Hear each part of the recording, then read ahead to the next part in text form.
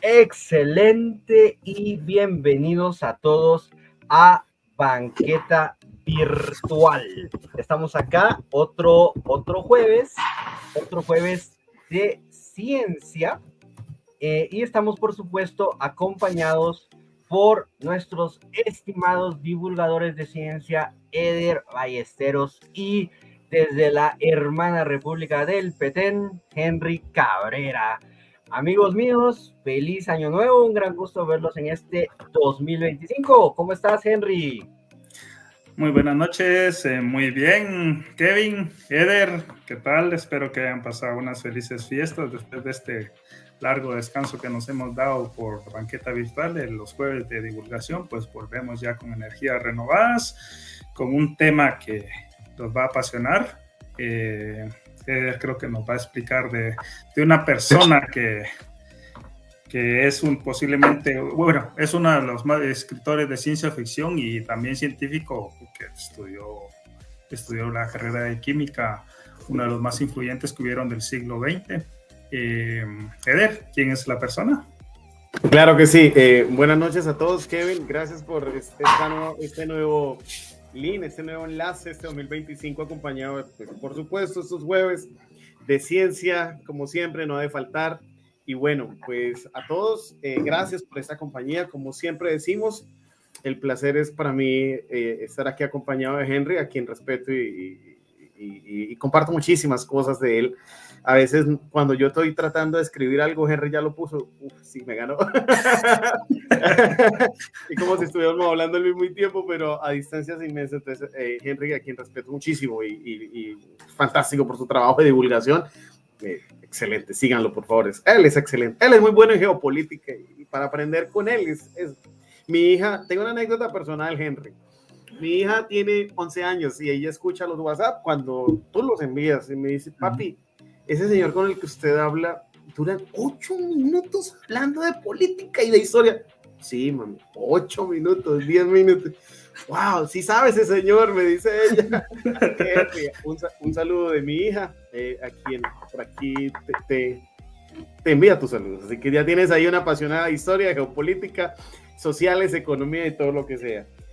Pues amigos de la banqueta, hoy traigo a un personaje muy especial, muy favorito por nosotros, los apasionados a las ciencias, y voy a arrancar con 2 frases especiales. Una, de un libro que tiene Henry, que lo acabo de poner.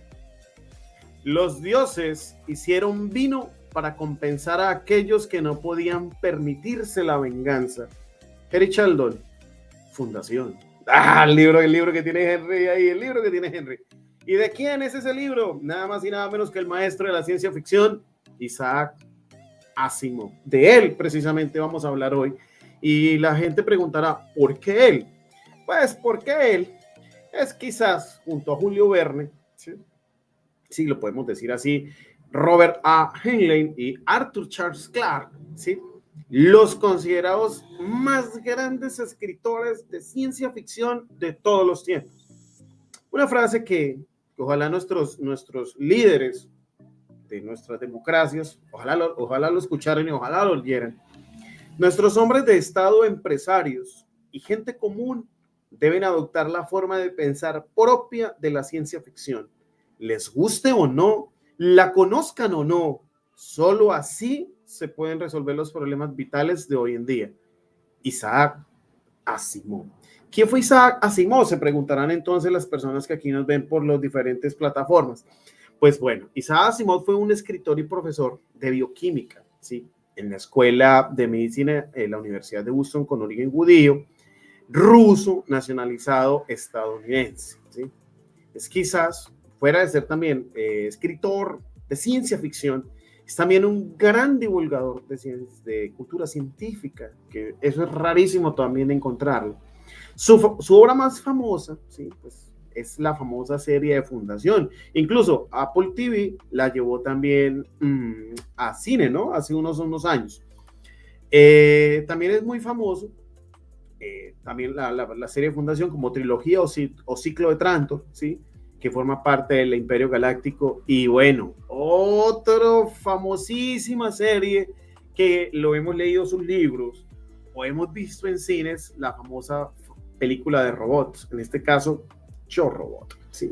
Primera ley, segunda ley, un robot no puede hacerle daño a un ser humano. También escribió obras de misterio y fantasía, así como una gran cantidad de textos de no ficción. En total firmó más de 500 volúmenes, escúchenlo bien, 500 y unas 9.000 cartas o postales. Sus trabajos han sido publicados en 9 de las 10 categorías del sistema Dewey de clasificación. ¿Sí? Se destacó desde muy niño por crear universos imaginarios basados en la ciencia que conocemos. La mayoría de sus libros de divulgación explican conceptos científicos, siguiendo una línea histórica, retrotrayéndose lo más posible a tiempos en que la ciencia en cuestión se encontraba en una etapa elemental. A menudo brinda la nacionalidad, las fechas de nacimiento y muerte de los científicos que mencionan, así como las etimologías de las palabras técnicas, ¿sí? Disfrutaba también de la Asociación Humanista Estadounidense y en 1981 se nombró un asteroide en su honor, el 5020 Asimov, así llamado en su honor. Bueno, tuvo 2 esposas, Gertrude Asimov y Janet Asimov. Con Gertrude se casaron en el 42 hasta el 73 y con Janet Asimov desde el 73 hasta la fecha de su muerte en 1992. Me imagino que la gente preguntará, ¿y por qué vienen a hablar aquí de Asimov? ¿Por qué arrancamos con Asimov? Pues Asimov, Isaac, nació el 2 de enero de 1920, es decir, hace 7 días. ¿Sí? Cumpliría 125 años de estar vivo. Y muchas de las cosas que predijo y muchas de las cosas que aquí él está en sus libros son muchas cosas de las que tenemos, como por lo general, un ejemplo para poner aquí un caso, uno nomás por tener este. Segundo, el Internet. Soñó con que la humanidad tuviese Internet de una manera con conceptos no tan diferentes, pero sí que la soñó. Por eso, fuera de ser el maestro de ciencia ficción, es quizás el hombre que escribió nuestro futuro. Y su serie Fundación está basada 10.000, 20.000 años al futuro, cuando hemos conquistado la galaxia y regimos un sistema de gobierno, ¿sí? Pues para que la gente conozca y para que la gente entienda por qué arrancamos con él antes de cualquier otro tema. Y a mí me parece, leer a Asimov es brutalmente apasionante. Leer a Asimov en cualquiera de sus libros. Por lo menos a las personas que quieran iniciar una pequeña lectura muy cortita, demasiadamente cortica. Isaac Asimov tiene un texto llamado Asnos Estúpidos, que es muy interesante. Léanlo, por favor, no son sino 2 paginitas que le encuentran en Google. 2 páginas. Para los que nos están leyendo, si lo pueden leer, al final podemos hacer una pregunta sobre ese, Asnos Estúpidos de Isaac Asimov, a ver qué les parece. Me parece interesante. O la gran pregunta que hace, también es un texto muy bonito, cortito, lo pueden encontrar en Wikipedia y es apasionadamente genial. Pero bueno, para ahorita seguir, voy a, pues, ya que está aquí Henry, porque eclipso a Henry aquí hablando y arrancando con estas cosas de Isaac Asimov.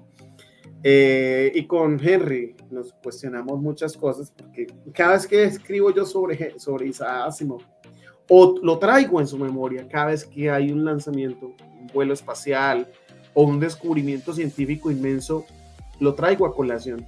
Y es que hablar sobre este señor que ven ahí en la pantalla, sobre Isaac Asimov, este escritor ruso de origen judío nacionalizado estadounidense, es soñar, como hablamos con Henry, soñar despiertos, en hacer esos ensayos o esas preguntas mentales. ¿Qué le podrá suceder a la humanidad en 10.000, 20.000, 30.000, 50.000, 100.000 años, en 1 millón de años, en 5 millones de años, en 10 millones de años? ¿Cuál es su futuro? Pues muchas de esas cosas y de estas preguntas que estamos haciendo acá, las escribió este señor que ven ahí, Isaac Asimov.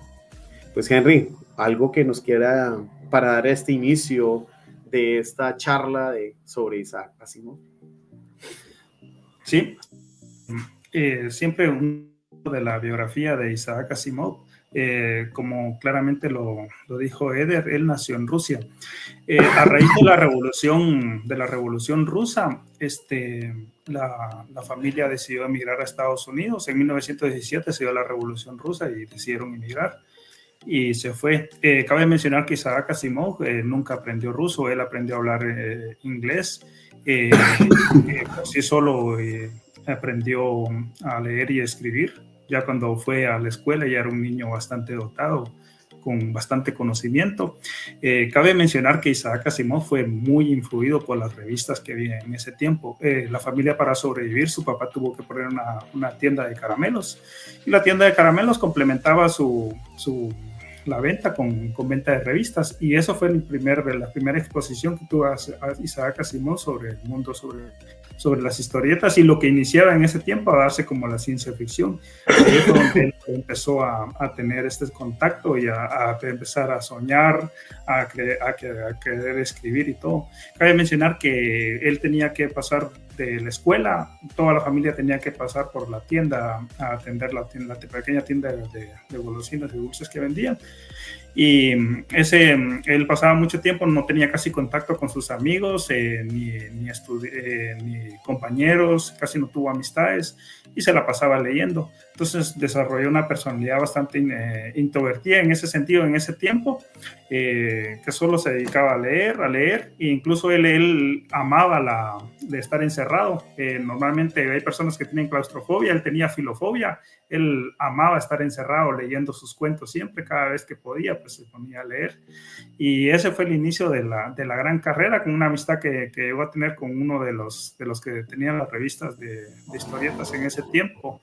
Y empezó a tratar de escribir cuentos, que nadie va a estar explicando un poco de los cuentos y todo lo que escribió Isaac Asimov.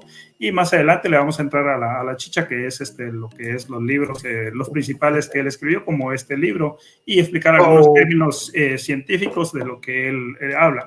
Porque es importante porque Isaac Asimov es asociado bastante con tecnología, como estaba hablando Kevin, de que es inevitable asociar a Isaac Asimov a computadoras, a robots y a todo eso, porque mucho de lo que él predijo, no exactamente al 100%, pero se terminó dando algunas predicciones que él hizo. Nosotros los seres humanos tendemos a pensar linealmente. Por ejemplo, tenemos una bicicleta. La mejor a la bicicleta sería una motocicleta, por ejemplo, ¿va? Y una motocicleta tal vez un vehículo o un vehículo, o después un vehículo que vuela. Entonces, normalmente pensamos linealmente, pero en la tecnología existen cuestiones que son disruptivas, cuestiones que tienden a darse sin que nosotros lo esperemos. Por ejemplo, hace mucho tiempo casi nadie predijo el Internet. El Internet fue algo disruptivo, algo que sucedió, pero Isaac Asimov tuvo esa visión de pensar en algo, un atisbo más o menos a lo que es el Internet, y muchas cuestiones de las que él se atrevió a predecir en el futurismo, porque escribir ciencia ficción es bastante difícil a veces, porque conjugar eso, el futurismo, con lo que realmente es científicamente probable, es bastante difícil, pero él pudo hacer esa mezcla entre ciencia ficción, o sea, entre futurismo y ciencia, y mucho se terminó dando y termina dándose, o puede darse también, como vamos a hablar un término más adelante que sale en el libro de la fundación, que es la psicohistoria. La psicohistoria, claro que sí. Antes de seguir con la charla, voy a darle uso aquí a un comentario de Evelyn Vega. Dice: saludos chicos, les dejo un saludo y un abrazo, feliz año nuevo. Qué interesante el tema de esta noche. ¿Con qué libro podría empezar alguien que no es fan de la ciencia ficción? Bueno, pues si quieres leer a Isaac Asimov, por cualquier, Un guijarro en el cielo, Haznos estúpidos, pero si quieres mi recomendación personal, puedes leer uno de Julio Verne, De la Tierra a la Luna, que es, yo creo que ese libro, mayoría de los grandes padres de la cosmonáutica y la astronáutica práctica le deben a ese libro. Entre esos, Konstantin Tsiolkovsky, le debe el mismo Wernher von Braun, Paulette y muchos otros, Godard. Así que si quieres, Evelyn, por ahí puedes empezar, pero si quieres leer un libro fantástico, Isaac Asimov, Fundación, cualquiera, o Yo Robot, el que quieras, cualquiera de ellos, es que Isaac no tiene pérdida, es muy bacán. Bueno, pueden interactuar. Acuérdense que siempre hemos dicho que así no estemos de acuerdo o así estén de pronto, digamos que no es el pensamiento correcto, pero pueden escribir, nosotros respetamos aquí la opinión y también esperamos lo mismo, ¿no? Bueno, Como decía Henry, Isaac Asimov fue un superviviente de una tragedia. Fue hijo también de una familia de molineros judíos. Tras superar una neumonía que afectó a otros 16 niños, de los cuales no sobrevivió ninguno, Isaac emigró junto a sus padres a Estados Unidos. Concretamente, ¿a dónde? A Nueva York, donde la familia se estableció en Brooklyn. Allí su padre abrió varias tiendas en las que vendía caramelos, como ya lo había dicho Henry, periódicos y revistas en las que se encontraban las conocidas como Pulp, unas revistas baratas especializadas en historias de ficción, las cuales influirían poderosamente en la posterior obra de Isaac Asimov. Tras ser rechazado en la Facultad de Medicina, el joven Isaac decidió hacer un posgrado de química, título que obtuvo en 1941. Tras un breve paso por el ejército, en el que sirvió como químico naval, Asimov empezó a ganar más dinero como escritor que como académico. En la década de 1940, la carrera literaria de Isaac Asimov se basó principalmente en la publicación de relatos cortos hasta 1950, año en que escribió su primera novela de ciencia ficción, Un guijarro en el cielo. Si no lo han leído, por favor, léanlo. Es muy interesante. Solo les voy a decir algo, que el protagonista al final adquiere esos poderes que uno quisiera tener. Ahí voy a contar un solo spoiler, pero es fantástico. Es genial, Un guijarro en el cielo. Yo lo leí cuando tenía 12 años en una biblioteca que tenía mi padre, y ahí lo encontré escrito. Ahí lo tenía escrito mi padre y lo leí, y me fascina Isaac Asimov, o sea, la lectura que tiene. Bueno. Posteriormente, este libro fue incluido en la serie Trilogía del Imperio Galáctico, junto con 2 novelas más: En la arena estelar, de 1951, y Las corrientes del espacio, en 1952. La extensa obra literaria de Isaac Asimov alcanza su cenit con 2 antologías que han marcado este género. ¿Cuáles? Yo, Robot y Fundación.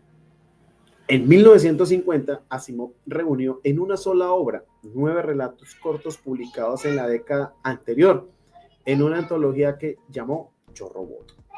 En 1982 se publicaría la antología definitiva titulada o mejor dicho, traducida, El robot completo, o La guía completa de robot, y que en ella se incluían los títulos Bóvedas de acero, 1954, El sol desnudo, 1957, Los robots del amanecer, 1983, Robots e Imperio, 1983. La trama de esta ambiciosa serie de novelas se sitúa en las primeras décadas del siglo XXI, cuando se inventa el cerebro positrónico, una creación sumamente compleja que Asimov describe como una malla de platino y iridio, donde los impulsos cerebrales equivalentes a las comunicaciones neuronales se realizan mediante un flujo de positrones. Bueno, la gente dirá, pero no tenemos un cerebro positrón. Ah, no, tenemos ChatGPT,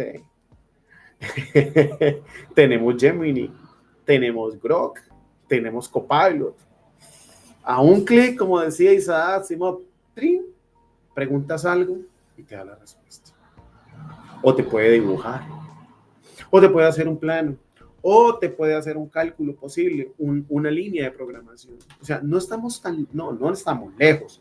Hasta hace unos 2 años, como veníamos diciendo aquí en Maqueta Virtual, muchas de esas cosas que estaban escritas en los libros, en las memorias, en la imaginación de Isaac Asimov, ya no son ciencia ficción, son ciencia.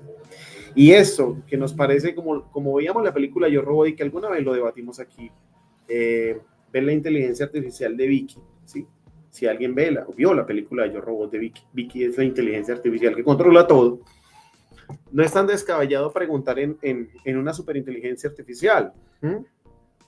Estamos haciendo los pasos y cada vez mucho más avanzados.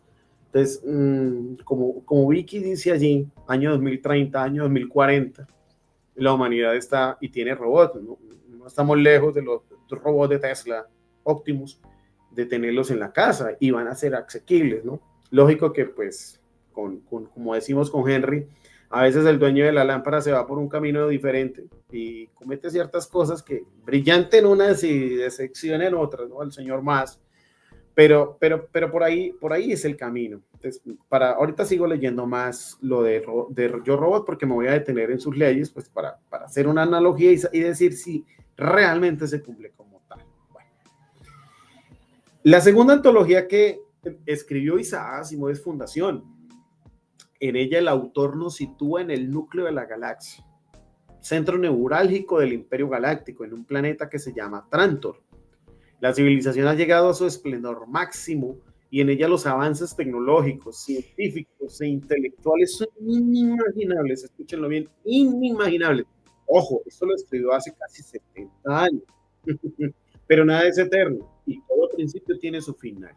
El imperio está condenado y tarde o temprano desaparecerá. Como dijo Harry Sheldon, emperador, usted se preocupa por algo, yo me estoy preocupando por algo que me va a pasar en 20.000 años. Como dijo Henry, la psicohistoria, creémonos esto. Miremos el problema. Ojo, y la fundación no está basado en el futuro, está basado en lo que le pasó al Imperio Romano. Hemos leído un poco sobre la cultura y la historia. El Imperio Romano fracasó precisamente por muchas cosas, a pesar de que tuvo 5 emperadores buenos, que así lo establece la historia. Bueno, de eso hay que agregar a Augusto. Hace que el imperio romano del año 98-99 con Nerva termine en Marco Aurelio. Y mira que, vamos a poner un ejemplo clásico. A ver si me corrigen si me puedo equivocar. Nerva, Trajano, Adriano, Antonino Pío, Marco Aurelio. Los 5 emperadores considerados, bueno, lógico que pues aquí que habríamos que poner a Augusto 70 años atrás, ¿no? Para que pueda encajar la historia. Y estos 5 emperadores crean el máximo esplendor del Imperio Romano, la máxima extensión, los mejores ingresos posibles. La fortuna de Elon Musk, que más o menos podemos calcularla casi en $500.000 millones, esos hombres llegaron a tener 22.000. Un poquito más. 10, 20, 40 veces el valor. A eso es lo que voy, ¿sí? De lo que puede tener. Es que lo tenían en el bolsillo. Es que tenían el granero en Egipto, tenían ciertos campos y podían disponer de ello. No es complejo y no se desatina en decir esto. Y que esa imagen que nos está mostrando aquí Kevin de fundación está basada toda, y él mismo lo dijo, en el Imperio Romano. Y hay una frase que la decía ahorita: usted se está preocupando por quién te puede traicionar. Yo me estoy preocupando porque lo que va a pasar en 20.000 años y mi vida solo tiene 80 años, desde Harry Sheldon. Entonces mire que la ciencia, o sea, voy a esto para seguir hablando de las historias de Isaac Asimov. Sí debe incluirlas, y debe incluirla a un gobernante. Y las grandes, ustedes pueden mirar, las grandes culturas fracasan porque no son innovaciones, no tanto derecha, izquierda o tiranías o autocracias como está pasando ahora. Pero mire que lo que hace Isaac Asimov, hacer este análisis, es decir que toda cultura, si no está basada en un avance de su tecnología, fracasará. Y con Henry hemos hablado de lo siguiente: China, hasta la historia de Shen Wei, el hombre tuvo la oportunidad. Muchas gracias, sí, Evelyn, gracias. No, es que lo hablamos mucho, y así como cuando Henry habló lo de la evolución, que Henry es apasionado al tema, yo solo lo sigo. En esas cosas yo vengo leyendo hace casi 30 años y no lo he terminado de leer todo, no, faltaría muchísimo. Pero voy a lo siguiente para no desviarme del tema. La cultura china hasta el año 1420 llegó a ser el planeta kryptoniano de Man of Steel. Tenían los barcos para poder llegar a América, mucho más grandes que los naos de Colón, totalmente. Tenían la brújula mucho más desarrollada, no tenían monedas, tenían papel, que es distinto, ¿sí? Y muchas otras nociones y culturas que hoy en día las damos por sentado. Entonces mire que si no se avanza tecnológicamente, que es lo que propone Isaac Asimov, una cultura, cualquiera que sea, tiende a fallar. Y si no nos vamos lejos a los chinos, nos vamos aquí a los mayas. Acabaron con sus bosques y terminaron sucumbiendo, ¿sí? Acabaron con su tecnología, con sus cosas. Si una cultura no innova, muere, ¿sí? Y eso lo podemos ver en los egipcios, en los romanos, los griegos, la misma. Mire lo que pasa entre los años 800 al 1100 con los árabes, están en su edad dorada, ¿sí? Que es que todas las palabras que comienzan por al son el regalo que nos dejan a nosotros, almohada, alcázar, ¿sí? O sea, el regalo de esa ciencia árabe que le insufla mientras Europa está en la Edad Media, en ese oscurantismo, y hacen que la ciencia se renueve, y muchas de esas frases de Alhazen van a parar a Francis Bacon y le dan todo ese, amontonan la ciencia para dar lo que tenemos hoy. Y los árabes dejan de serlo, y ahora están en un letargo de casi 800, 900 años. Mire que la fundación no es, en sí, no es un libro de ficción para mí, es un libro de ciencia y de historia, que Henry nos va a hablar de la historia ahorita más tarde. Entonces, mire, la trilogía está compuesta por las novelas Fundación en 1951, Fundación e Imperio en 1952, la segunda Fundación en 1953, y posteriormente, en la década de 1980 y 1990.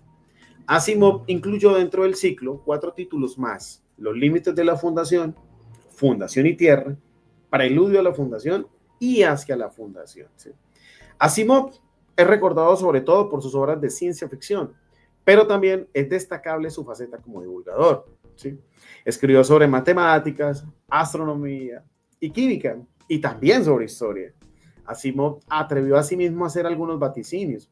En un artículo publicado en 1964, es decir, hoy hace 60 años, Asimov predijo cómo sería el mundo de 50 años y acertó en algunas de sus predicciones.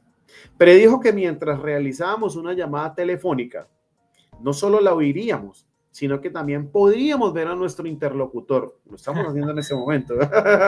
Lo conocemos hoy como una videollamada. También dijo que aunque no sería algo muy común, habrían robots. Afirmó que existirían aparatos de cocina que prepararían la comida y máquinas de café. La hay. Pronosticó la aparición de coches sin conductor, Tesla, o como él los llamaba, vehículos con cerebro de robot. A propósito, ahora los Tesla le van a poner la versión de inteligencia artificial de Grok. Hágame el favor. Pero también avanzó que no toda la población mundial podría tener acceso a estas nuevas tecnologías. Asimov advirtió también sobre los problemas de la superpoblación y afirmó además que los humanos solo sobrevivirán como especie si algún día logran alcanzar la igualdad efectiva entre hombres y mujeres. Un adivino con un misterioso fin, pero a pesar de acertar en algunas de sus predicciones, Asimov también erró en otras, o incluso se quedó corto. Según sus previsiones acerca de la superpoblación mundial, calculó que sobre el 2015 más o menos la población alcanzaría los 6.500 millones de personas, cuando habríamos llegado a 7.200.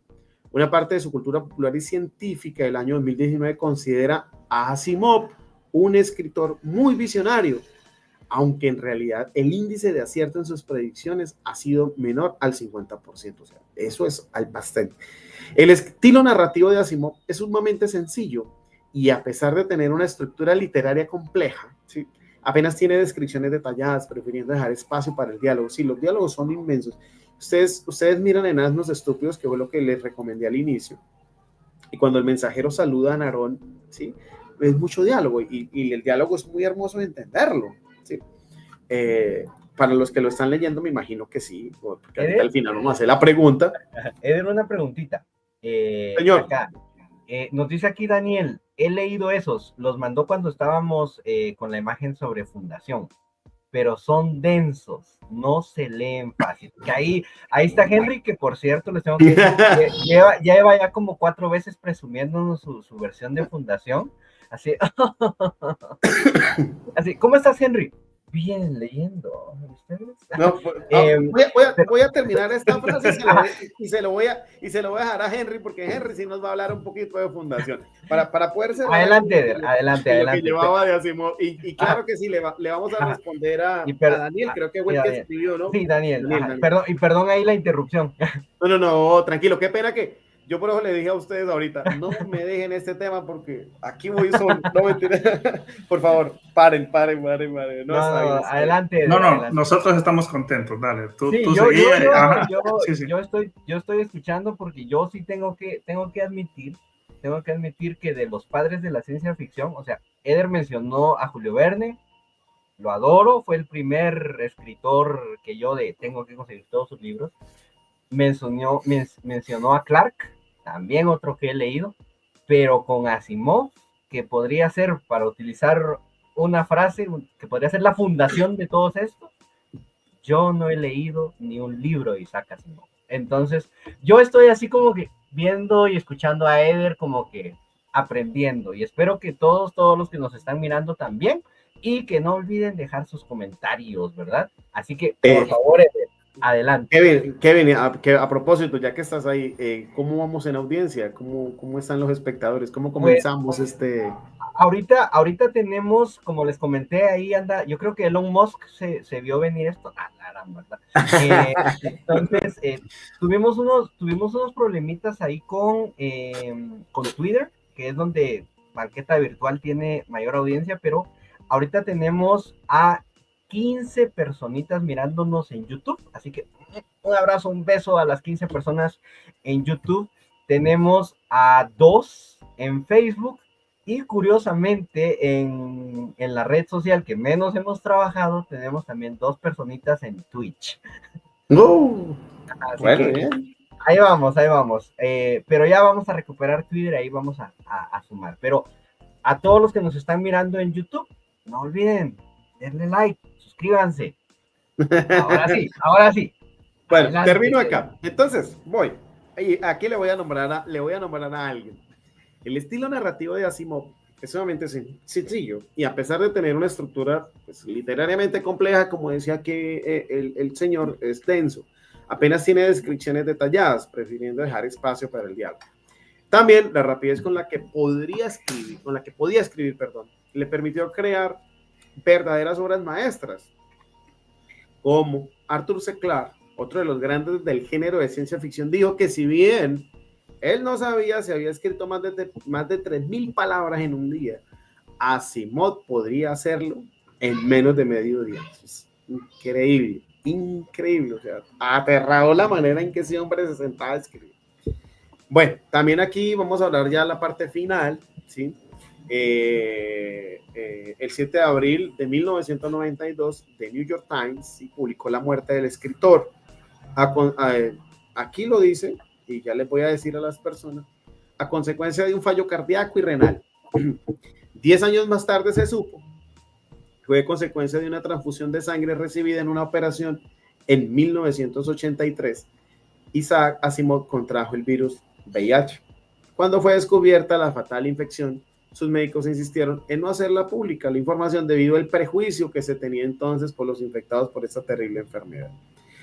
Hasta aquí, para las personas que nos han escuchado, que nos siguen, que es una pequeña mini historia, un pequeño datico de cositas sobre Isaac Asimov, claro que sí. Ahorita podemos leer algunos de los grandes libros de Isaac, que yo recomendaría que las leyeran, las novelas, algunas recopilaciones de relatos que también son muy fantásticos. Y me imagino que para lo que dejé de la última pregunta, así de Isaac Asimov, la pueden encontrar en Wikipedia, que es muy corta. Es genial hacer las lecturas de esos cuentos cortos. Verdaderamente son geniales. Ahora sí, bueno, voy a dejar aquí a Henry un ratico, porque dirá Henry, Eder se adueñó del micrófono, lleva 30 minutos solo. Estamos encantados, nosotros encantados escuchándote. ¿Sabes lo que va a decir Henry? Henry va a decir, ¿por qué no se calla para que yo pueda presumir mi edición de fundación? Voy a leer aquí un par de comentarios antes de darle la palabra a Henry, de Luis Fernando. Hola Luis Fernando, bienvenido a la banqueta virtual, gracias por comentar. Él dice, voy a leer acá: yo conocí a Isaac Asimov por sus libros de divulgación científica, donde explica muchas cosas. Después supe que era escritor de novelas. Y Luis agrega, he leído los libros de fundación 2 veces. Y estoy maravillado con esa historia. Y a mí, al contrario, me pareció muy ligero de leer. Perdón, esto ya no fue Luis, este es Hijo del Jaguar. Así que saluditos, Hijo del Jaguar. Él dice que ha leído los libros de fundación 2 veces, que está maravillado con la historia, y que al contrario que lo que nos comentaba Daniel, a él le pareció muy ligero de leer. Ahí está, gracias por sus comentarios, no olviden dejar más. Así que, a ver, Henry, por favor, espera, voy hasta quitar aquí la imagen del escritor. Por favor, muéstranos, porque quiero que la audiencia vea, porque así como que nos dice, oh, yo lo tengo por acá. No, pero yo sabía, y yo tiene sabía la que trilogía ahí. Es un tochón de libro. Dicen por ahí que la historia no se repite, pero rima. Tomando la analogía de lo que es el imperio romano. El imperio romano llegó a su máximo esplendor y después colapsó y caímos en una edad oscura. Lo mismo sucede en lo que es en la trilogía de lo que es la fundación. La fundación Imperio y la segunda fundación. No voy a spoilear, porque igual yo no lo he leído todo, como les comento, tuve un inconveniente, pero este año sí, prometido, lo termino de leer. Pero voy a hablar de un tema que es bastante científico que toca él, lo que es la psicohistoria. Y este tema tiene mucho que ver con termodinámica y estadística. En termodinámica es muy difícil saber qué van a ser las partículas en su conjunto.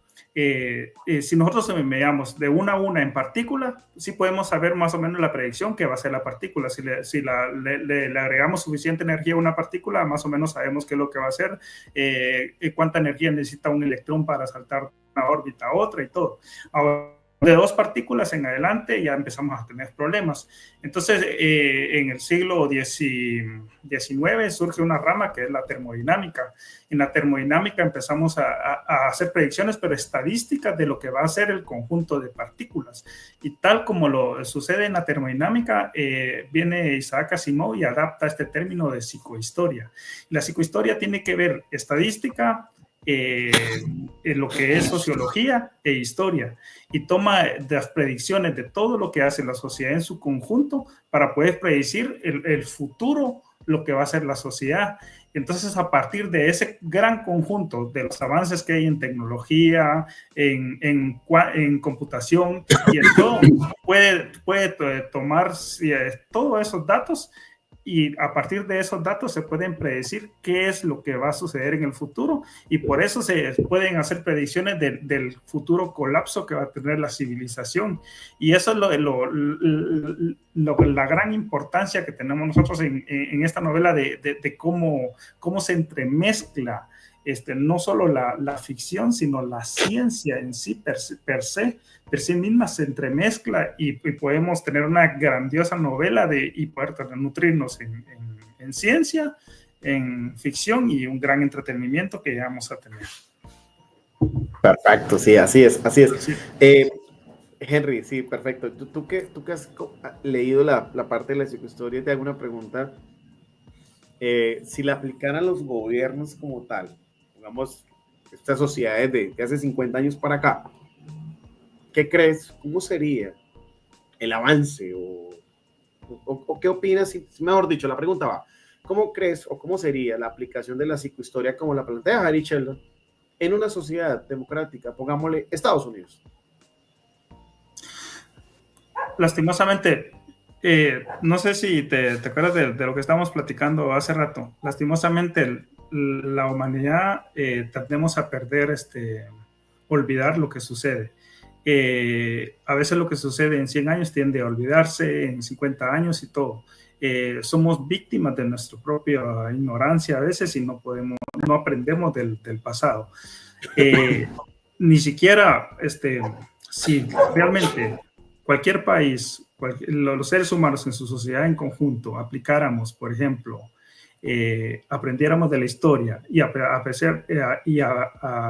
por los modelos, hiciéramos un modelaje de qué es lo que se espera al futuro, pudiéramos avanzar y evitarnos problemas. Por ejemplo, tenemos un problema como lo que es el calentamiento global. Desde hace mucho tiempo, desde el siglo pasado, principios del siglo pasado, ya tenían personas que nos avisaban que iban a haber problemas, por ejemplo, al emitir gases de efecto invernadero a futuro.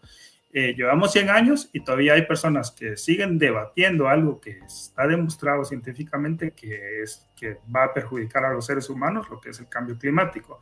Hay cuestiones, por ejemplo, como los microplásticos. Tenemos un grave problema.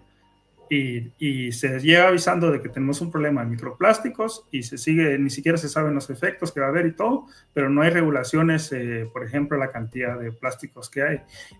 Tenemos problemas, por ejemplo, con el avance de lo que es las ideologías extremas, el extremismo que hay tanto de un lado del espectro como del otro lado del espectro, y tenemos el problema también de lo que es las cuestiones extremas en redes sociales y todo, ideologías, cuestiones que se dan, pero no hay, o sea, no hay un consenso, la sociedad no aprende, los gobiernos no aprenden, no se toma en cuenta las lecciones que han habido en el pasado, los colapsos de civilizaciones que han habido, donde se detiene la innovación, donde se estanca el conocimiento, donde Isaac Asimov tomó una cuestión tan esencial que Eder va a hablar más adelante, lo que es el culto a la ignorancia. Sí, el antiintelectualismo. El antiintelectualismo. Y básicamente ahora, una opinión de una persona es tan válida como un dato científico o un hecho científico. Y ese es el gran problema que estamos teniendo nosotros como sociedad actualmente, que no aprendemos del pasado y no aprendemos las lecciones que han habido, y hay lecciones que tenemos para el futuro, pero tampoco las aprendemos. Perfecto, Henry, sí. Voy a ayudarte, o bueno, voy a darte una frase que escribió por acá una chica llamada Gisela Baños. Estaba antes en Twitter, ahora se pasó al cielo azul. Es una escritora española que me gusta seguirla. Muchas de las frases que ella sube de ciencia ficción, yo las he tomado. Hay una de Fundación, dice lo siguiente: sigo votando por crear una sociedad secreta de empollones que podríamos establecer en un planeta periférico de la galaxia, como términos, a la que podríamos llamar Fundación, para preservar el conocimiento y la cultura científica. Así acabaríamos con las decenas de miles de años de barbarie, peleas y guerras inútiles que han atrasado a la humanidad. ¿Sí? Ella esa frase la tiene en Twitter, y no sé si algún día en el cielo azul la cargue, pero pues es útil, es muy útil para lo que está hablando Henry de la psicohistoria, de los problemas que podría presentar. Ojo, parece ficción, pero realmente no, eso es una realidad. Entonces voy a ahondar un poquito en esa teoría que establece Harry Sheldon. Dice: la psicohistoria consiste en que, a pesar de que no se pueden prever las acciones de un individuo en particular, las leyes de las estadísticas aplicadas a grandes grupos de personas sí pueden predecir el flujo general de acontecimientos futuros. El personaje responsable de esta ciencia, o sea, Harry Sheldon en Fundación, estableció que este teorema depende de los siguientes axiomas o proposiciones. Primera, la población en la cual el comportamiento fuera a ser modelado debía ser suficientemente grande, en este caso más o menos 75 billones de personas. La población debía permanecer ignorante de la aplicación de los análisis psicohistóricos. Es posible agregar un tercer axioma si se toma en cuenta el final del argumento de Fundación y Tierra, que la humanidad es la única inteligencia actuante en esta galaxia. Después de presentar el concepto, Asimov describió orígenes históricos, o sea, antes de serlo, de la psicohistoria. En el libro Los robots del amanecer, que se sitúa miles de años antes de Fundación, describe los intentos del robotista Hans Fostel de crear una ciencia basada en la observación cuidadosa de otros, particularmente de su hija Basilio. En el preludio a la Fundación nos damos cuenta de que fue en realidad uno de los robots de Fostel el que manipuló a Sheldon hacia la aplicación práctica de esta ciencia. La psicohistoria de Asimov tiene un precedente en una de las novelas de Sherlock Holmes, de Arthur Conan Doyle, donde uno de los personajes describe la posibilidad de predecir el comportamiento de la sociedad usando medios matemáticos. El concepto de psicohistoria fue planteado como idea por Giscard Reventlow, quien la compartió durante su funcionamiento con R. Daniel Olive. Ojo, nótese que la psicohistoria funciona como herramienta para facilitar a Daniel Olive en su cumplimiento de la ley 0, también denominada ley 0 en inglés. Ojo, como se presenta en esta saga de la novela, con el personaje que conquista la primera fundación. Perdón, es que alguien prendió un cigarrillo en la ventana y se metió por acá. Entonces, vuelvo al tema de la psicohistoria. Entonces, miren, hoy en día tenemos la variedad de acciones humanas. Hace muy difícil prever la psicohistoria del campo de la fantasía al de la realidad. La psicohistoria puede llegar a ser posible en el futuro si se mejoran los modelos estadísticos y se elabora una matriz matemática en la cual están presentes todas las variedades de acciones humanas. Como decía Henry, el plano psicológico, social, económico. Y en este último, las miles de variables del comportamiento tanto individual como social que constituyen el comportamiento humano deberán ser ingresadas a un sistema de cómputo que permita medir la probabilidad de ocurrencia de las acciones futuras. Incluso en un sistema tan detallado como este, siempre se hablará de probabilidad de ocurrencia de la acción y nunca de certeza de la misma. El Big Data, ¿sí?, una de las grandes ciencias computacionales, podría ser la línea de trabajo sobre la cual elaborar modelos matemáticos que prevén el comportamiento de grandes masas de personas, en el entendido que la captura de datos para diversos aspectos de una persona constituirían su perfil psicológico al que, sumado al de millones de personas, permitiría no tan solo predecir un comportamiento, sino también provocarlo. Este resultado sería, de hecho, como dijo Henry, y como dice Isaac Asimov, la psicohistoria. Entonces, mire que de pronto nos parece ficción lo que dijo Isaac Asimov hace unos 60, 70 años, pero mire que no. Muchas de las cosas, una de las grandes herramientas que se nos han dejado los grandes genios ha sido las matemáticas y la capacidad de probabilidades, e incluso en el clima. En ese momento la alerta del clima a mí me puede decir que hay un 50% de probabilidad de que va a llover, y es que el clima es algo muy complejo de predecir, pero gracias a herramientas de matemáticas y probabilidades y muchos teoremas de grandes matemáticos, es que lo hace que sea tan efectivo, tan preciso, y eso hace que no fallen.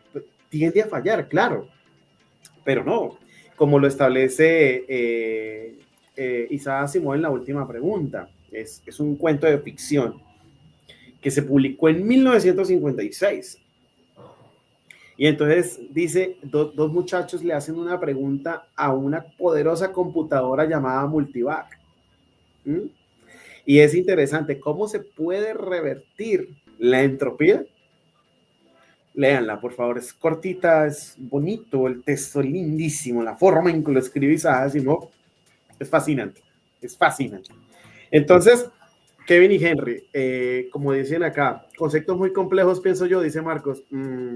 Quizás sí y quizás no, Marcos, porque muchos de esos conceptos complejos los puede usar esta máquina. Esta máquina te utiliza eso. Y un ejemplo, nosotros a duras penas podemos hacer una matriz de 3x3. Esto hace matrices de 10.000 por 10.000, de millones por millones, y nosotros no nos damos cuenta. Muchas fórmulas matemáticas complejas, como esa ecuación de Laplace.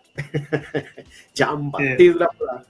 Nadie, sí, ¿no? Precisamente él toca mucho lo que es el tema del determinismo, Laplace, y tiene una su frase de que si alguien conociera lo que es la posición y la velocidad de unas partículas, podría predecir lo que pasará en el universo en un futuro distante y cómo surgió el universo también.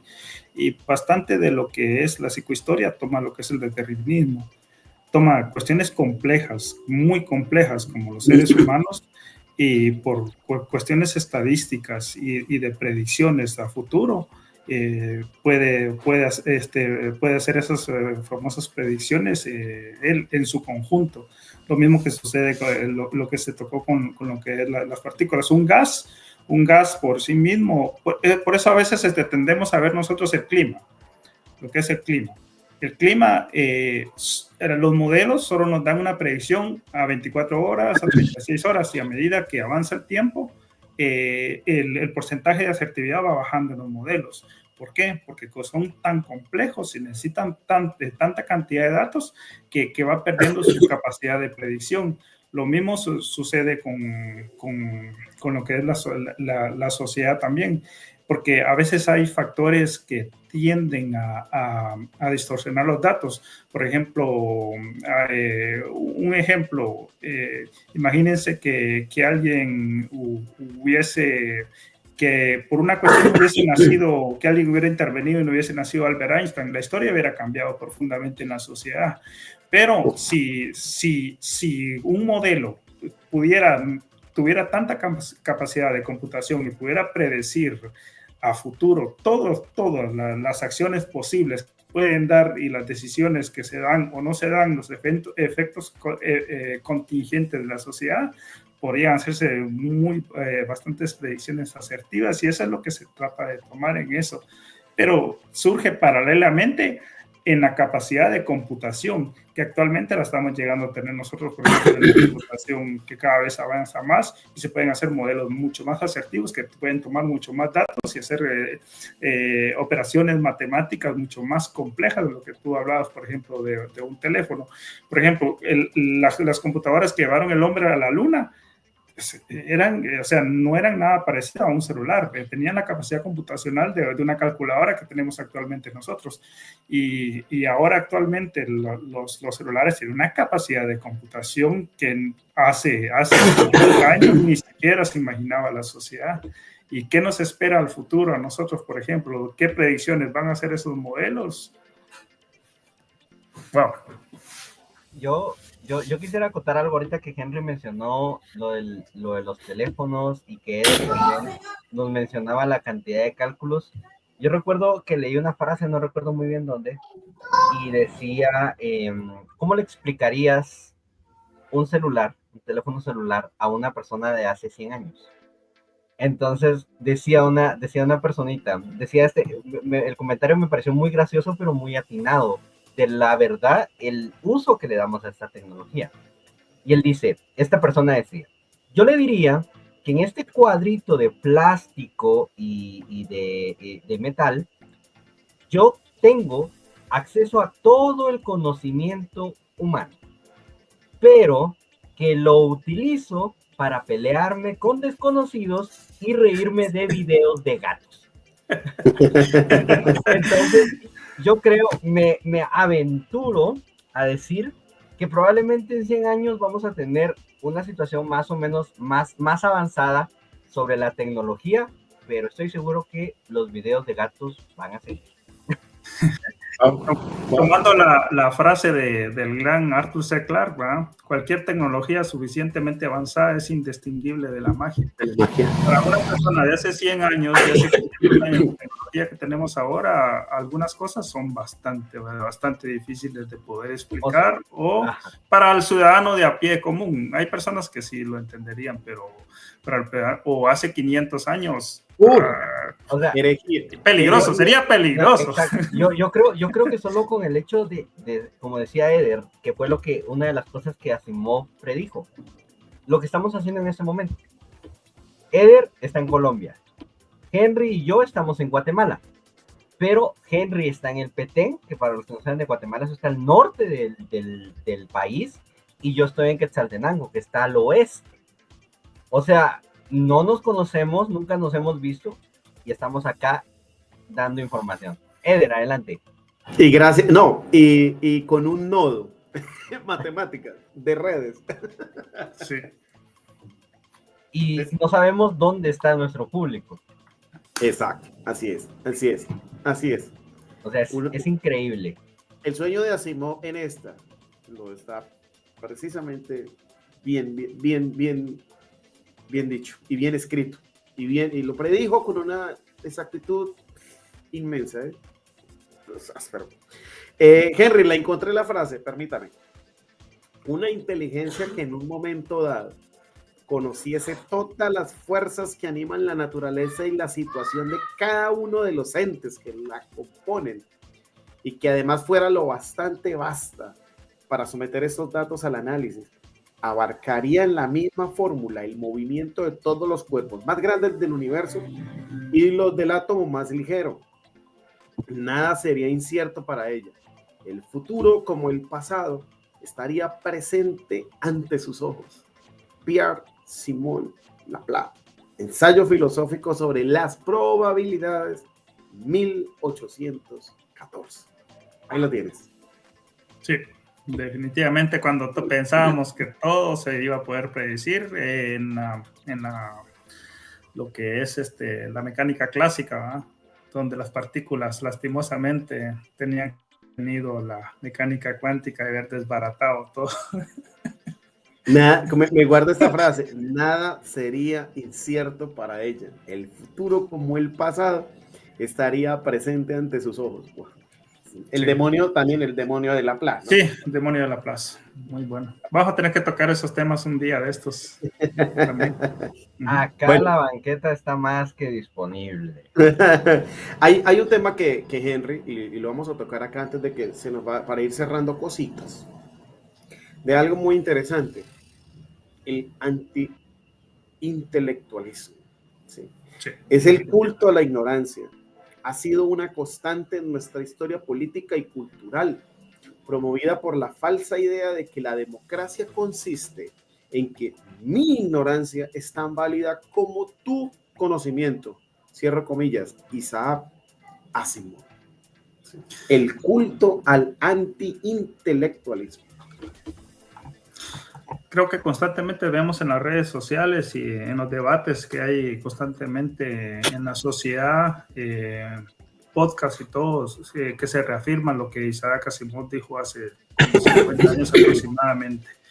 Es un tema que cualquier persona puede poner en tela de juicio, lo que es los datos, la información, las teorías, todo lo puede poner al nivel de su ignorancia y de sus creencias. Lastimosamente, la democracia sí nos permite a nosotros, de su voto vale igual, tanto una persona pobre como una persona rica, una persona de cuna noble, de lo que sea. En lo que es en el ámbito académico, las cosas son diferentes, muy diferentes, y esa es la falsa idea que tienen muchos. Yo puedo ponerme al nivel, no sé si tú te acuerdas, Eder, cuando Alcubierre subió un tema de que ya no estaba ya enfadado de tanto estar tratando de contestarle a personas que constantemente llegan con nuevas teorías, nuevas hipótesis, pero no están fundamentadas en datos. Y tiene que explicarles que no funciona así la ciencia. La ciencia no funciona así. No es eso, ajá, el método científico no es eso. Exactamente, las personas llegan con una loca idea. Mire, profesor Alcubierre, la métrica de Alcubierre la podemos hacer así, la podemos hacer, pero no están fundamentados en ninguna ecuación, ni con un dato científico, ni con evidencia. Y ese es el problema que hay, que todo el mundo cree que está al nivel de personas que han estudiado. Exactamente. Yo no sé si ustedes vieron, en Twitter se hizo famoso, yo sigo a conspiranoicos out of context. Me hace reír bastante y otras veces me preocupa porque digo, por Dios, va gente realmente con estas ideas. Pero yo no sé si ustedes vieron a un man que viene y dice: yo acabo de establecer mis leyes del agua.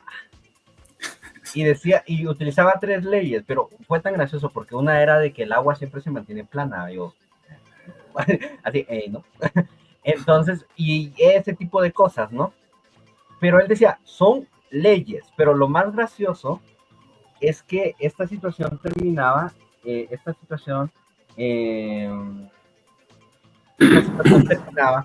con él diciendo: cualquier argumento, o sea, él cerraba diciendo que él tenía razón y punto.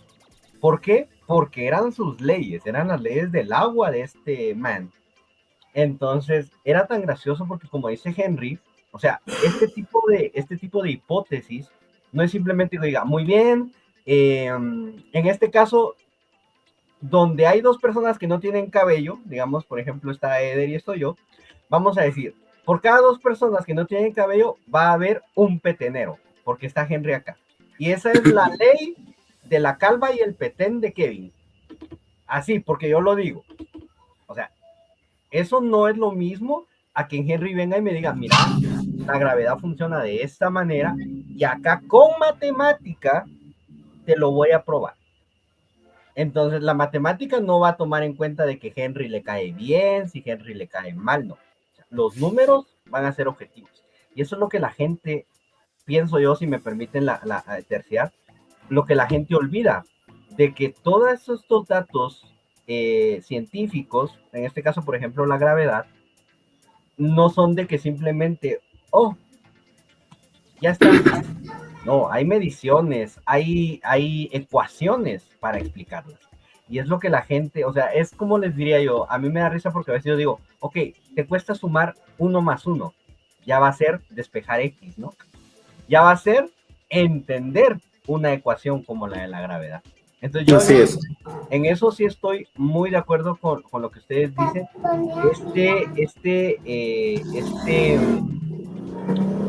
Culto, dijeron ustedes, de yo digo lo que sea y mi opinión, porque esa opinión es tan válida como un hecho científico. Totalmente no. Y también la situación de la confusión de hipótesis, teoría y ley. También. Así es. Así es. Mire, Kevin y Henry, a mí me pasó un caso con una publicación que yo hice en Thread. Pues igual la publico en Facebook, Instagram. Y cuando la nave espacial Parker llegaba ese 24 de diciembre a las 6:53 y se acercaba tanto al Sol, que pues era el acercamiento, el vuelo más cercano de la Parker a nuestra estrella. Y lo coloqué así, es decir, yo puse la nota, última hora, en este preciso momento, 24 de diciembre de 2024, a las 6:53 de la mañana, un objeto creado por el ser humano ha alcanzado una proximidad histórica a nuestra estrella, situándose a tan solo 6.1 millones de kilómetros del Sol. ¿Vale? La noticia está ahí. Lo que estaba colocando la NASA, yo lo coloqué así. Oiga, increíble la cantidad de comentarios y cosas que era posible que... Eder, tu audio está mal. Oh, ok, ¿me escuchas ahí? Ahora sí. Ahora que lo había bajado acá, ya. Y me decían de esa publicación que yo hice que era imposible que una nave de esa se acercara tanto a una estrella porque yo puse una fotografía que pues eso no es una fotografía, es una representación de la ESA, bueno, es una fotografía total. Y la gente creyó que era una fotografía, gente que nunca había leído sobre el tema, y se atinaron a decir que era imposible que una nave sobreviviera a esos millones de grados del Sol. En fin, y se desparramaron 634 comentarios en una publicación sobre que eso era inventado, era ficticio. Y me puse a revisar algunos perfiles de esos comentarios, pues para saber si alguno era que estaba equivocado y es gente que tiene un concepto difícil. Se imagina a la Plata fallando en esa mecánica orbital hace 200 años. Yo decía, no puede ser. Y así, y que el sol era algo, el sol no era una estrella. Y yo dice, venga, ¿lo está diciendo en broma o lo está diciendo porque no sabe? Y muchas otras cosas, que era imposible la gravedad del sol, bueno, en fin. Pero así, la gente pone el tema sin saber de lo que sea, pero esa ignorancia es válida para ella. Y eso es terrible, porque mucha gente creyó en ese comentario de esas personas. Exacto, y eso lo ponen a tu nivel, esa ignorancia ellos. El problema acá es de que hay lastimosamente, y duele decirlo, pero la ciencia lleva las de perder ahí porque hay una asimetría entre una tontería que dice una persona y la explicación. Para decirlo te lleva 3-4 segundos decir una tontería, para explicarlo te va a dar un montón. Por ejemplo, para explicar eso, lo del espacio, ¿por qué las naves pueden sobrevivir? Sí se puede hacer con un ejemplo sencillo, pero tardás. Por ejemplo, el agua hierve a 100 grados centígrados. Si tú metes la mano al nivel del mar, la mano en el agua hirviendo, te vas a quemar. Un horno está por lo general a 350 grados centígrados. Tú puedes meter la mano al horno por 1 o 2 segundos y no te vas a quemar.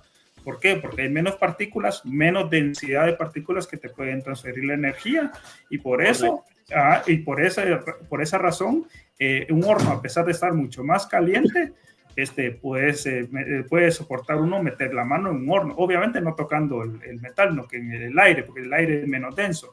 En el espacio hay muy pocas partículas y la única forma de transferencia de energía es por medio de radiación. Y la radiación es una forma muy lenta de transferir energía y por eso las ondas y las naves pueden sobrevivir en el espacio. Pero es que cuesta explicarles ese concepto. ¿Por qué? Porque nosotros los seres humanos nacimos acá, la impronta que tenemos es en la Tierra y todo lo tenemos que asociar y nos es difícil imaginarnos en un espacio vacío. Por eso es de que a los científicos en un momento dado, cuando estaban tratando de explicar el concepto de luz, les era difícil poderlo explicar y no encontraban forma. ¿Por qué? Porque una onda necesita un medio para transferirse, tal como el sonido necesita el aire o el agua o algún medio para transferirse en el espacio. Como está vacío, entonces necesitaba un medio. ¿Qué hicieron? Se inventaron un medio, el éter. El éter era algo que era muy, muy, muy delgado, pero suficientemente elástico para poder transferir la luz. Pero obviamente después se encontró por qué motivo la luz podría viajar en el espacio y por qué el sol nos transfiere la energía y todo. Pero son conceptos tan difíciles a veces para las personas que se les hace. Ajá. Sí, perdón, Henry, perdón la interrupción. Solo voy a subir el video que mandaste al grupo para que lo podamos, para que lo pueda ver la audiencia. Solo voy a asegurarme de que sea ese y no sea alguno de alguno así de meme, ¿va? O una selfie yo haciendo así. Vamos a ver, yo creo que si era este y si no me van a perdonar. Ahí está. Entonces, sí, exacto. Ese fue en el 2021, correcto, en el paso bien cercano.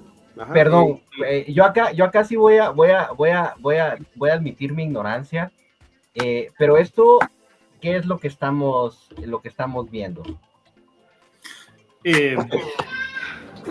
Parker es una sonda que se envió al espacio. Es en honor a Parker, el que descubrió la corona solar, ¿va, Eder? Sí, señor, Henry. 12 de agosto del año 2018 se lanza la sonda Parker en el Delta 4, en honor a Eugene Parker, sí, señor, que lo vio lanzar su creación, estaba vivo, científico, y está mostrando ahí que ella tiene que hacer unos cuantos acercamientos para ello, porque pues, es decir, no es que esté cayendo, no es que esté flotando, pero cayendo hacia el suelo. Y entonces, señor, Eder, tu audio está un poquitito bajito. Ajá, otra vez. Está un poco bajo. Ok, ya lo trato de subir, a ver, ahora sí me escuchas. A ver, de nuevo. 1, 2, 3. Ahora sí, ya suena un poquito mejor. Sí. Ya, es que conecté porque se me iba a acabar la batería, entonces la conecté desde cero otra vez, ya. Entonces, cuando lo que está haciendo la nave espacial Parker, acercarse a la nave, a la estrella, no está cayendo hacia ella, no está flotando hacia ella, sino que está cayendo, y gracias a la órbita, a mecánica orbital, es que puede hacer ese tipo de acercamiento. Entonces utiliza asistencias gravitacionales de Venus, asistencias gravitacionales de Mercurio, para poderse impulsar con energía cinética. Eso lo podríamos explicar más adelante, pero eso que está mostrando ahí es cuando se acercó ese fue a 13 millones de kilómetros del Sol, y eso que ven ahí es parte de la corona solar. Y el principio que estaba explicando Henry es cierto. ¿Por qué si eso está a millones de grados, por qué no se quema? También resulta que la nave espacial tiene un escudo, ¿sí?, para protegerse, y está hecho en unos materiales especiales. Ríase, un señor lo colocó en ese comentario, en esa publicación, y lo trataron de loco, que eso era imposible, crear un material así, con la evidencia y todo de dónde está el material, con un link que alguien compartió de Daniel Marín, uno de los tipos que más sabe de ciencia aeroespacial en español, y ni así lo creyeron. Entonces, Eder, yo creo que ahí te dirían así como que no existe porque yo no lo he visto en el Walmart local. Correcto. No existe porque yo no lo he visto. Así es. Entonces, esta publicación, incluso la voy a acercar acá, tiene 3,600 likes y 634 comentarios. En esos 634 comentarios, uno literal se ríe de muchas cosas, de que la gente es demasiadamente ignorante. Listo, hay gente que no entendía y uno le escribía, mira, eso funciona así, y decían, ok, pero hay otro que no, eso no existe. Eso es inteligencia artificial. Eso no, eso no, eso no. Y volvemos a lo que hablábamos con Henry. El culto al anti-intelectualismo, perdón, la hostilidad y desconfianza hacia el intelecto, hacia los intelectuales, a la actividad intelectual, el escarnio a la educación, a la filosofía, a la literatura, al arte, a la ciencia, ¿sí? Como poco prácticas y despreciables, ¿no, Henry? Y ya era algo que Asimov decía. Correcto. Sí. Ya o sea, siempre ha existido eso, pero las redes sociales a veces, esa caja de resonancia a veces le tiende a dar más visibilidad a esos comentarios negativos, y eso es lo que hace que a veces resalten en la sociedad. Y nosotros a veces también uno tiene culpa porque a veces tiende a ver muchos comentarios de las personas viendo, les explica uno todo, pero un comentario negativo a veces le pone mucho más atención uno. Psicológicamente así tiende a ser. Pero el mismo algoritmo le da prioridad a veces a estas cuestiones. Yo me doy cuenta, por ejemplo, en YouTube a veces cuestiones negativas se disparan, que es un gusto. Y cualquier persona ahora puede venir con una hipótesis, una teoría loca, y se hace. Correcto. Por ejemplo, veamos el caso de Mr. Tartaria. Mr. Tartaria, por ejemplo, no, la teoría de la relatividad no está bien, no está completa, le faltaba una H. Y le pregunta a un físico, ¿y qué es la H? La H es lo que le hace falta. Y empieza a hacer sus marufias y todo, pero no explica de dónde sale, es que esa es energía, entra un fotón acá y sale con más energía. Entonces, ¿pero cómo le explica? Es que eso no lo sé pero me lo dijeron. Entonces, pero es que, ¿cómo explicas? Como le explica Javier, le explica a él, es que las ecuaciones no es que yo escribo una ecuación, tienen una base, surgen de algo mucho más profundo y tienen que tener evidencia también. Una ecuación no es que yo me la invento o voy a ponerle un caballito ahí y de aquí me sale esto, no, tiene una base matemática, una estructura que está cimentada debajo de otra estructura, que debajo hay otra estructura. La mecánica cuántica surge a partir, por ejemplo, del efecto fotoeléctrico y otras cuestiones que ya se venían viendo de lo que es, por ejemplo, la catástrofe del ultravioleta, cosas que no se podían explicar, o se podían explicar a medias, y de ahí surge, de ese andamiaje surge otro que nos da una explicación mucho más profunda. Y eso es lo que se trata ahora, de buscar una explicación que nos dé, por ejemplo, una teoría del todo. ¿Por qué? Porque se sabe que no hay una compatibilidad, no es compatible la mecánica cuántica con la relatividad, a pesar de que ambas nos dan muy buenas explicaciones, pero si intentamos explicar con mecánica cuántica lo muy grande, nos fracasa miserablemente, y lo mismo si hacemos con la relatividad lo muy pequeño. Entonces, en algún punto se cree que ha de haber alguna teoría que nos puede explicar todo lo pequeño y lo grande en una sola teoría, pero es tan difícil que se necesita todavía mucha más matemática y evidencia para poderlo explicar. Pero hay algo que está, no es solo porque surgió por ejemplo, un Stephen Hawking y dijo, voy a sacar la teoría de las cuerdas, vamos a teoría M, por ejemplo, Witten, vamos a sacar la teoría M porque se me ocurre que la M es bonita y la vamos a hacer, pero detrás hay toda una historia matemática y un andamiaje que explica todo. Y ese es el problema de ahora, de que todas las personas creen que solo es me saco la teoría y aquí está. De decirlo.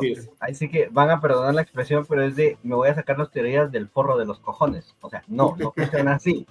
Hay un poquito más de trabajo.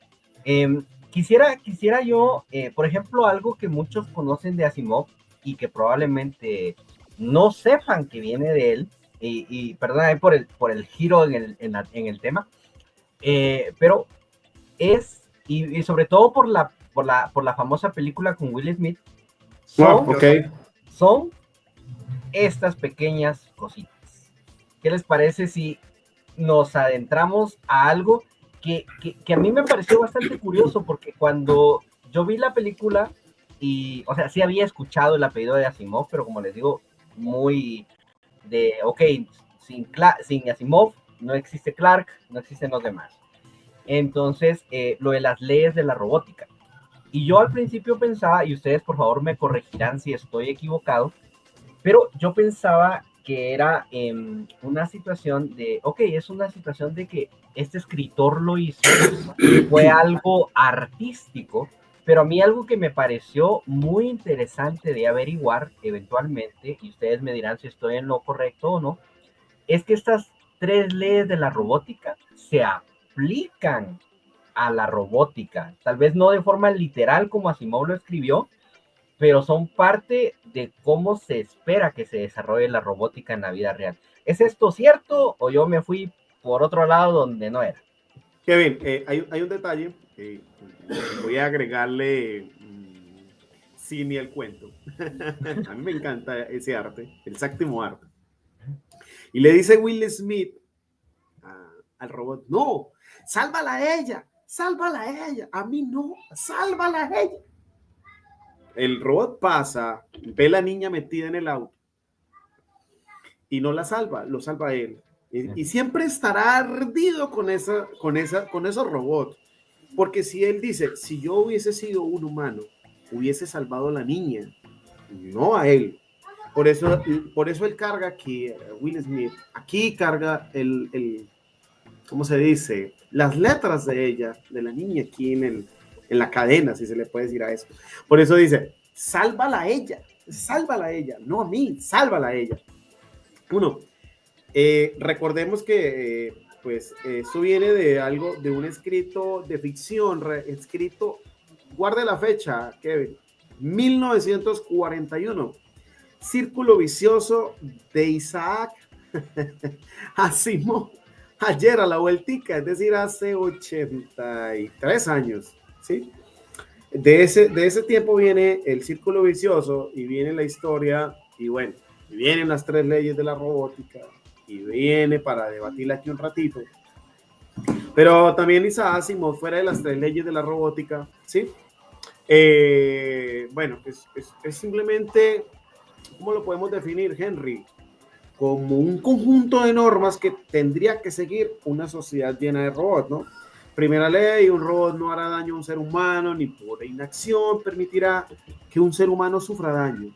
Segunda ley, un robot debe cumplir las órdenes dadas por seres humanos, a excepción de aquellas que entren en conflicto con la primera ley. Y tercera ley, un robot debe proteger su propia existencia en la medida en que esta protección no entre en conflicto con la primera o con la segunda ley. Ojo, pero Isaac Asimov creó otra llamada una ley cero. Un robot no puede dañar a la humanidad o por inacción permitir que la humanidad sufra daños. Ojo, están hechas como una medida de protección, Kevin, porque si lo pondríamos en la práctica, si lo podemos poner en la práctica, los drones que van automatizados, como no tienen conciencia, habrían violado ya ese tipo de leyes cuando impactan o alguna persona o bombardean o tipo de cosas, ¿sí? Pienso yo, no sé, Henry, de pronto su opinión o su acción o su vista desde el punto tuyo, Henry, ¿qué opinas?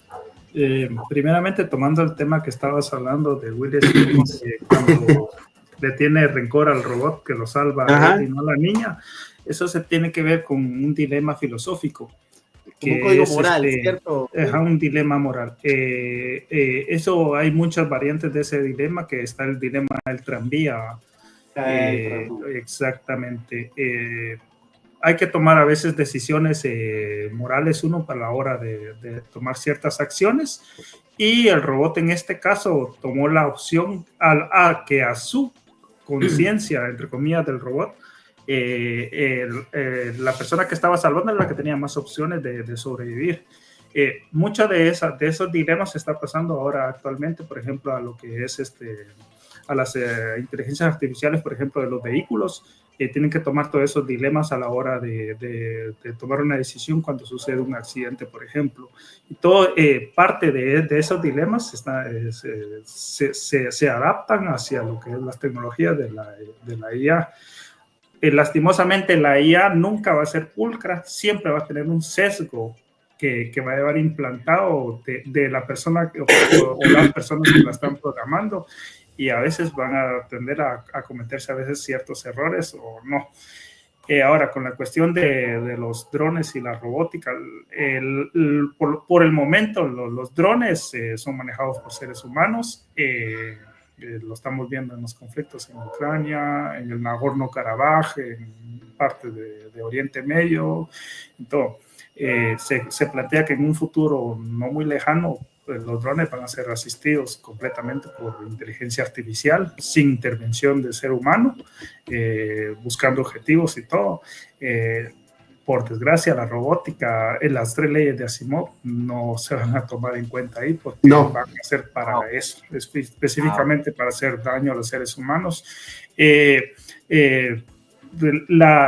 que es las leyes de la robótica de Asimov tratan de cerrar el círculo. ¿Por qué? Porque tratan de que el robot, en dado caso, no busque su autopreservación como lo buscamos los seres humanos, pero sin que esa autopreservación perjudique a los seres humanos o a un ser humano, siempre tomando como prioridad a los seres humanos, que se proteja él hasta donde él pueda, pero sin que eso influya en agredir o atacar a los seres humanos. Y eso es lo que buscó Isaac Asimov con esas leyes de la robótica, la preservación del robot, pero sobre todas las cosas la preservación de los seres humanos. Exacto. Y Henry y Kevin, como código moral, ¿no? Código moral. Exactamente. Que debería hacerlo, el deber ser, pero el deber hacer es otro. Entonces es un tema. Pues Kevin, bueno, para ir cerrando el tema y Henry, pues agradecemos primero a las personas que han escrito, que han opinado, que han dicho, que le han leído a Isaac, que han fascinado en sus libros o que no lo conocen.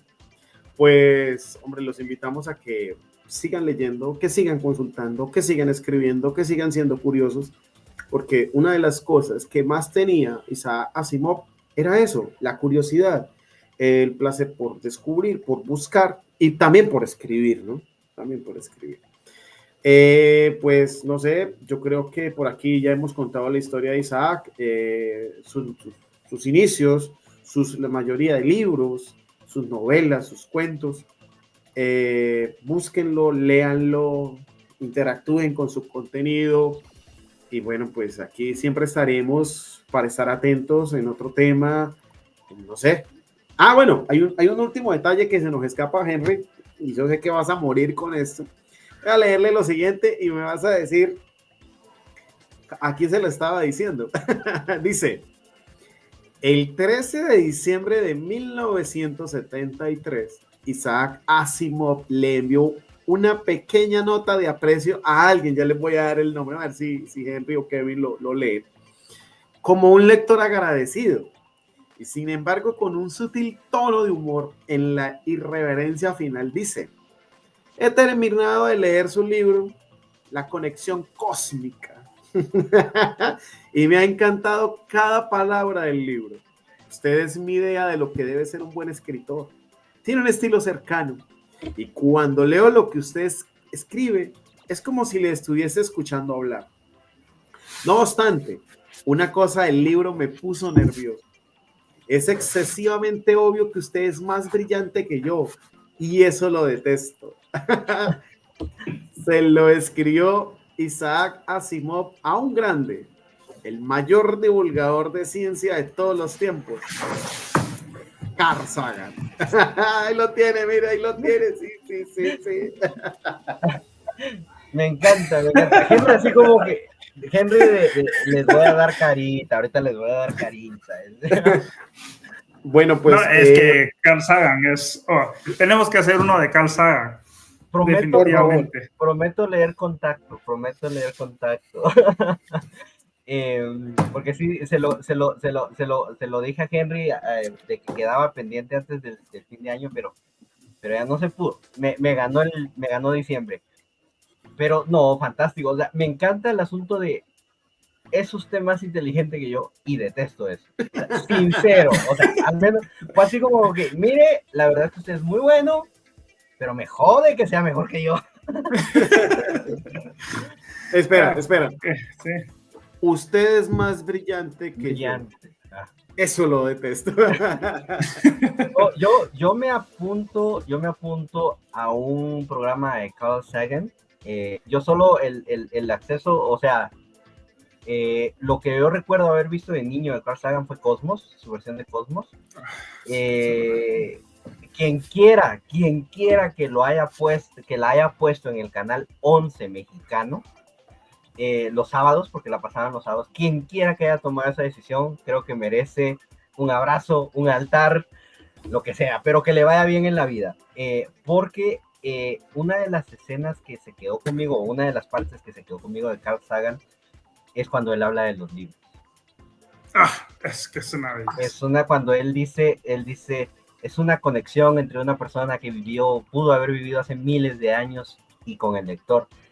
Y cuando él lo dice o sea, esto es un libro, o sea, es un conjunto de páginas con garabatos extraños que nos cuentan historias. O sea, yo creo que si me permiten, yo de ahí para adelante, más que contento de hablar de Carl Sagan. Y creo que podríamos incluso tomar varias de sus facetas, no solo como divulgador, no solo como autor, sino también como científico.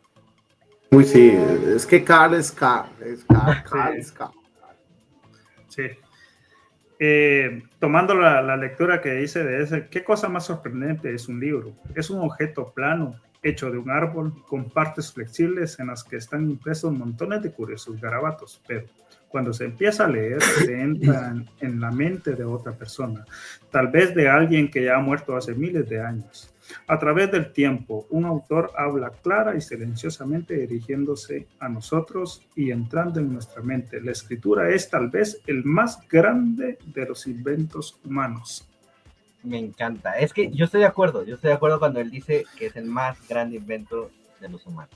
Kevin, sí. para ponérselo más bacano, cierto día en la estación de trenes en Washington, un mozo ayudó a Carl Sagan con su equipaje, como hacía con cualquier otro pasajero.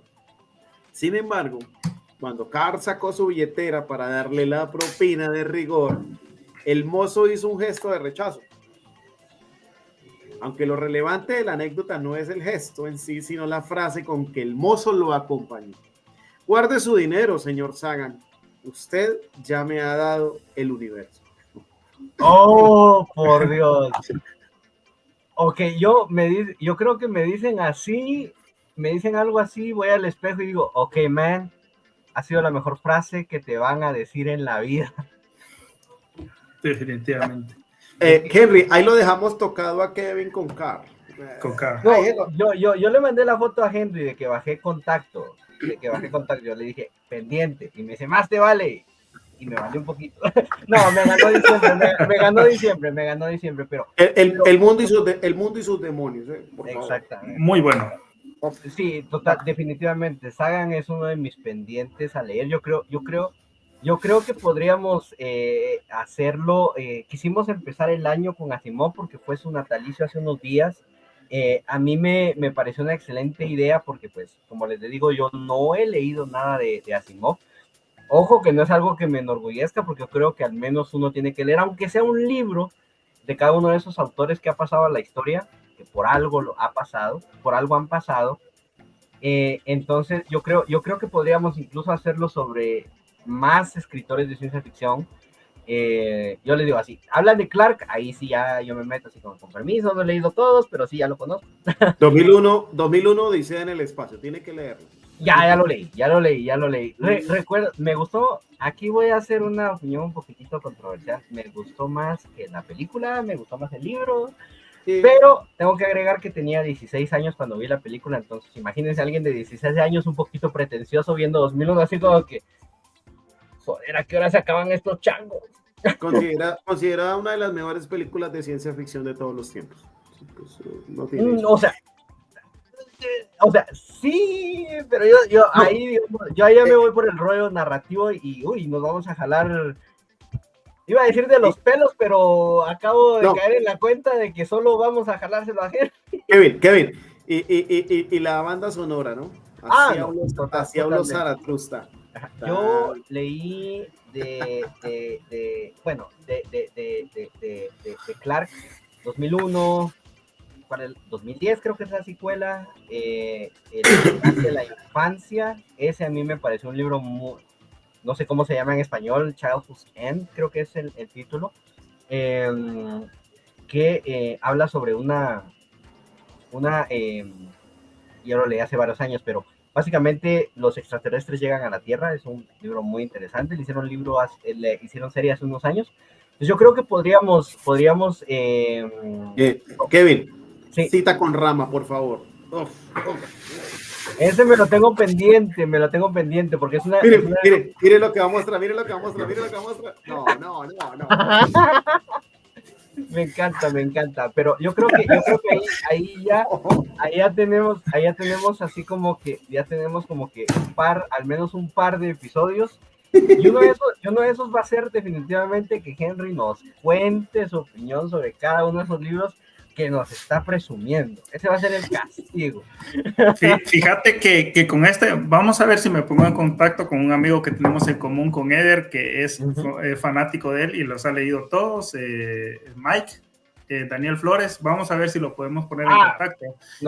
Él es fanático de ciencia ficción y ha leído todos los de Arthur C. Todos los ha leído. Yo creo que a eso les voy a decir así como que excelente, pero yo me voy a quedar aquí calladito, solo escuchándolos, porque les diría así como que denme tiempo para leer, pero uy, no sé cuántos libros escribió Clark, seguro que un montón.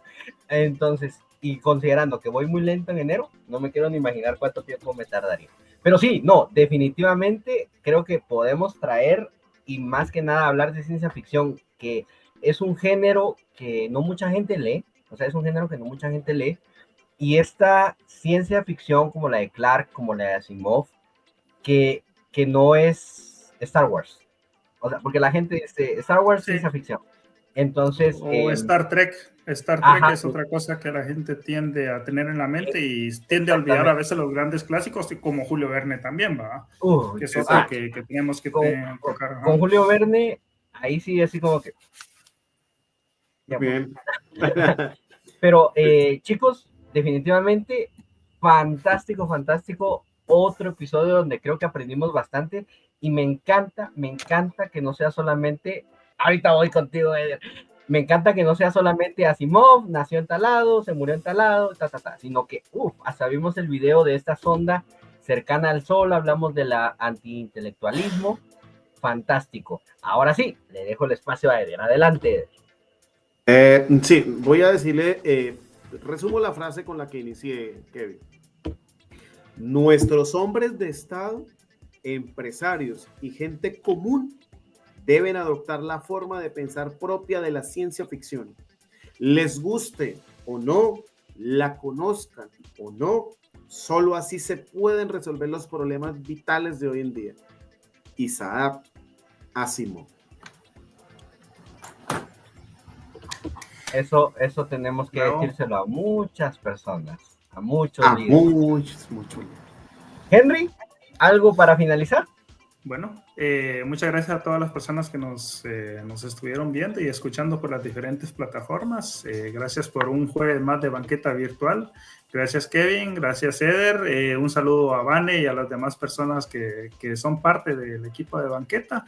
Y esperamos que este año le entremos fuerte a lo que es la divulgación de lo que es ciencia y ciencia ficción también, que ahora forma parte de nuestra familia. Excelente, me encanta. Y hoy ahí estoy así como que aunque nieve, relampaguee, llueve, estamos acá. Definitivamente, nuevamente chicos, muchísimas gracias. Qué manera de empezar el 2025, y de darle para adelante no solamente a, como dijo Henry, a la ciencia, sino que también a la ciencia ficción.